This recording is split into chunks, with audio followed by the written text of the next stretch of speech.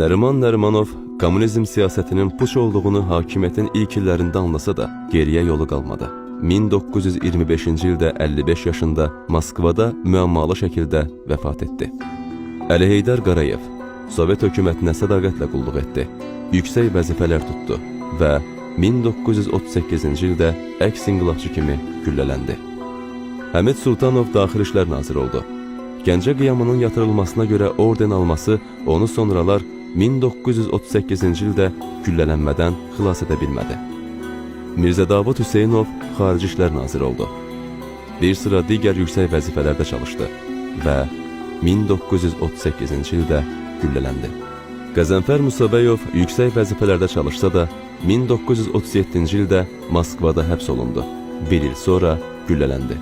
Çingiz İldırım nazir postu tutdu. Digər vəzifələrdə çalışdı. Amma 1938-ci ildə güllələndi. Dadaş Bünyadzadə yüksək vəzifələr tutdu. 1938-ci ildə güllələndi. Səmədağa Ağamalıoğlu Torpaq naziri, Mərkəzi İcraiyyə Komitəsinin sədri oldu. 1930-cu ildə Moskvada vəfat etdi. Məhəmməd Həsən Hacınski 10 il Sovetlərə qulluq etsə də 1930-cu ildə həbs olundu. Ağır işgəncələrə dözməyərək özünü öldürdü. Qarabəy Qarabəyov işğaldan dərhal sonra həbs edildi, sürgünə göndərildi. Aslan bəy Səfikürdiski Ədliyyə komissarının müavini oldu.